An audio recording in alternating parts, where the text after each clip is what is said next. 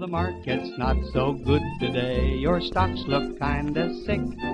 In fact, they all drop down a point each time the tickers tick. Hola, a propósito del fallo del día de ayer del Tribunal Constitucional que permite a miles de peruanos y peruanas cobrarle a grandes empresas, a grandes contribuyentes, la friolera de 11.000 millones de soles en deudas tributarias. Bien, cabe la reflexión, una reflexión que creo que cae de madura, ¿no? ¿Qué tipo de empresario necesita el Perú?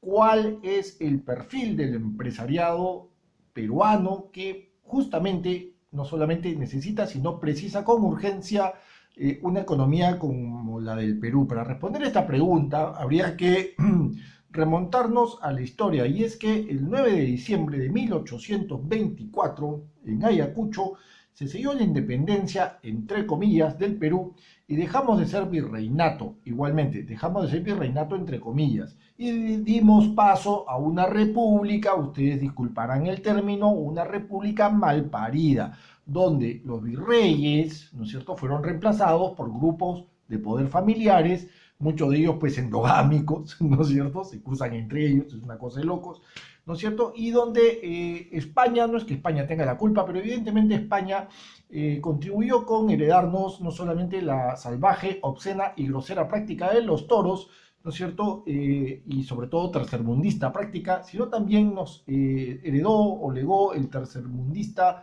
caudillismo, el tercermundista espíritu dictatorial, ¿no es cierto?, las dictaduras, en fin. Y estos grupos de poder encontraron y pusieron lo suyo, ¿no es cierto?, al desarrollar a partir de esos desencuentros, ¿qué cosa? Corrupción, informalidad, instituciones débiles. Todo ello sirvió como caldo de cultivo de esta clase, o para esta nueva clase empresarial, ¿de cara a qué? De cara a diseñar modelos de negocios basados justamente en esos males, ¿no es cierto?, o mejor dicho, colgados a esos males, ¿no?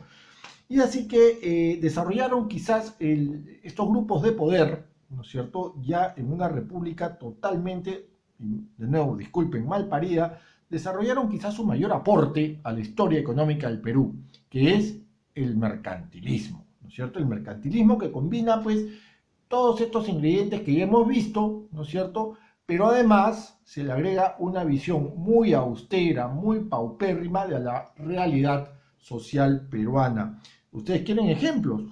Hay a patadas, desde la falacia del crecimiento de guano, pasando por el triste comportamiento de las clases dominantes o los grupos de poder durante la guerra con Chile, en fin, la falacia de la harina de pescado, la falacia del gas, desde monopolios y oligopolios, ¿no?, pasando por las prácticas mercantilistas de las AFP, y aterrizando pues en empresarios mineros que, por ejemplo, en una entrevista no dudaron en decir que el cambio climático, insisto, por ejemplo, se debió más al movimiento de los planetas, ¿no?, que al estropicio medioambiental, ¿no es cierto?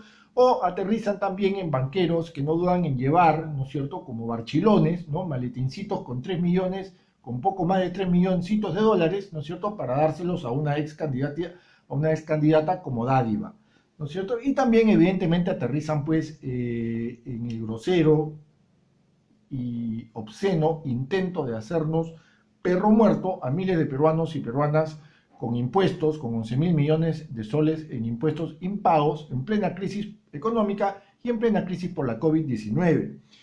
Bien, entonces la propuesta de esta columna, ¿cómo encontramos a ese perfil de empresario ideal? O mejor dicho, ¿cuál es ese perfil de empresario ideal?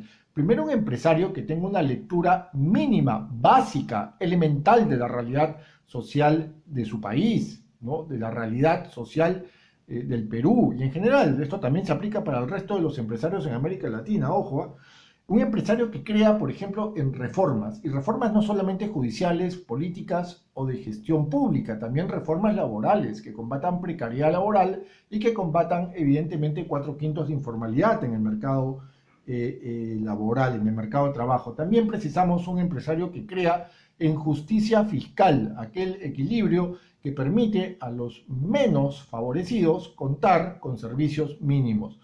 También necesitamos un empresario que tenga como ethos, como espíritu dentro de sus organizaciones empresariales, la responsabilidad social empresarial y que esta responsabilidad social empresarial no sea una bonita forma de hacer propaganda o hacer, digamos, un cherry a su marca, sino que realmente asuma roles, ¿no es cierto?, que favorezcan a las comunidades.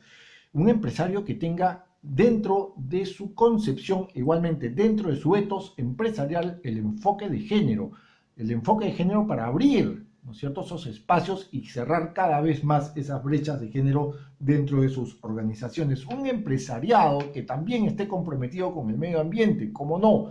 En fin, un empresariado que estudie más de moral, de ética, de gestión pública y deje ya de estudiar pues esa cosa media rara que se llama MBA, que no es otra cosa que unos estudios generales con esteroides. Bien, en suma, los empresarios y sus asistentes, ¿no?, los CEO, los CFO, etcétera, como quieran llamarlos, necesitan leer, investigar, analizar, buscar datos. En suma, registrar un espíritu crítico de la realidad. Muchas gracias.